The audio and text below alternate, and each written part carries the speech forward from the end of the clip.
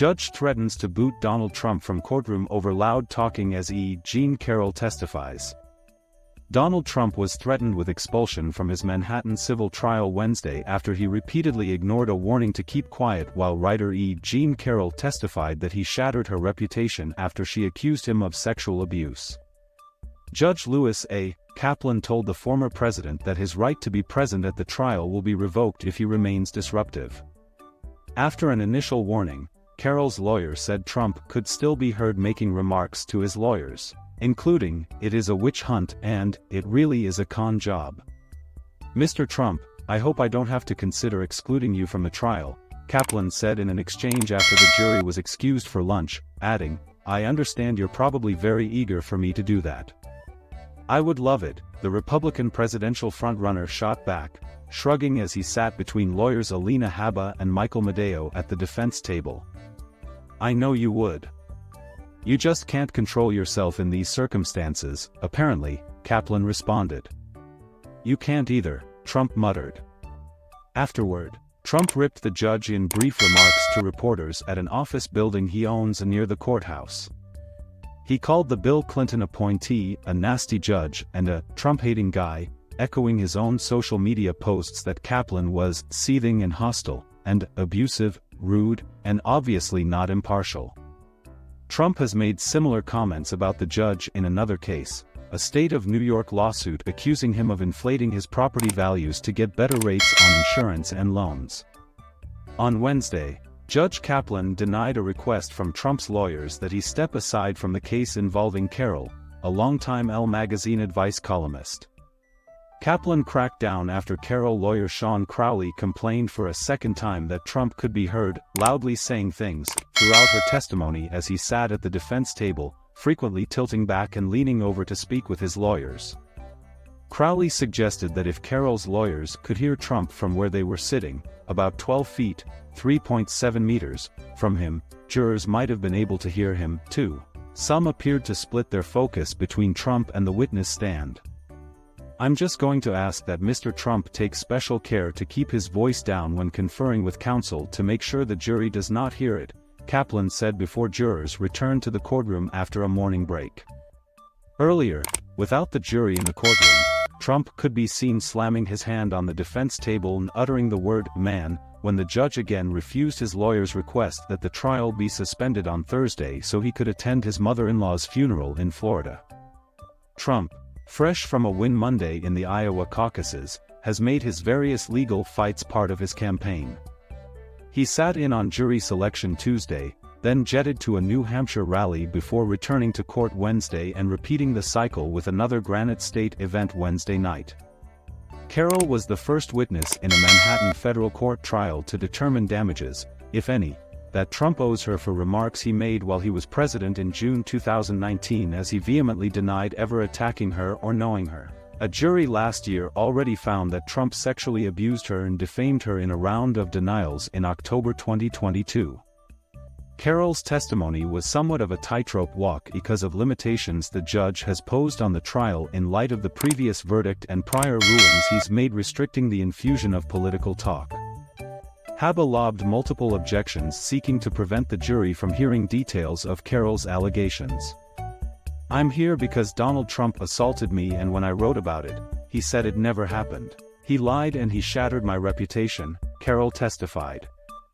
"He has continued to lie. He lied last month. He lied on Sunday. He lied yesterday. And I am here to get my reputation back and to stop him from telling lies about me," Carroll said. Once a respected columnist, Carroll lamented, "Now, I'm known as the liar, the fraud, and the whack job." She became emotional as she read through some of hundreds of hateful messages she's received from strangers, apologizing at one point to the jury for reading the nasty language aloud. Carroll said Trump's smears ended the world she knew, costing her millions of readers and her Ask Jean advice column, which ran in Elle for more than 25 years. The magazine has said her contract ended for unrelated reasons. Carroll said her worries about her personal safety after a stream of death threats led her to buy bullets for a gun she inherited from her father, install an electronic fence, warn her neighbors of threats and unleash her pit bull to roam freely on the property of the small cabin in the mountains of upstate New York where she lives alone. She also brought security along for the trial this week and last May and said she'd thought often about hiring security more often to accompany her. Haba called Judge Kaplan's ruling insanely prejudicial, and the judge soon afterward cut her off, saying he would hear no further argument on it. Haba told the judge, "I don't like to be spoken to that way, Your Honor." When she mentioned the funeral again, the judge responded, "It's denied." Sit down. Carroll's testimony came 9 months after she was in the same chair convincing a jury in the hopes that Trump could be held accountable in a way that would stop him from frequent verbal attacks against her. "Why don't you?" her attorney, Roberta Kaplan, no relation to the judge, asked. "Can't afford it," Carroll answered. She took the stand after a hostile encounter between Haba and the judge, culminating in Trump's desk slam over his refusal to adjourn the trial on Thursday so Trump could attend the funeral for former First Lady Melania Trump's mother, Amelia Novs, who died last week. Haba called Judge Kaplan's ruling insanely prejudicial, and the judge soon afterward cut her off, saying he would hear no further argument on it. Haba told the judge, "I don't like to be spoken to that way, Your Honor." When she mentioned the funeral again, the judge responded, "It's denied." Sit down. Carroll's testimony came 9 months after she was in the same chair convincing a jury in the hopes that Trump could be held accountable in a way that would stop him from frequent verbal attacks against her. Because the first jury found that Trump sexually abused Carroll in the 1990s and then defamed her in 2022, the new trial concerns only how much more, if anything, he'll be ordered to pay her for other remarks he made in 2019 while he was president. Carroll accused Trump of forcing himself on her in a luxury department store dressing room in 1996.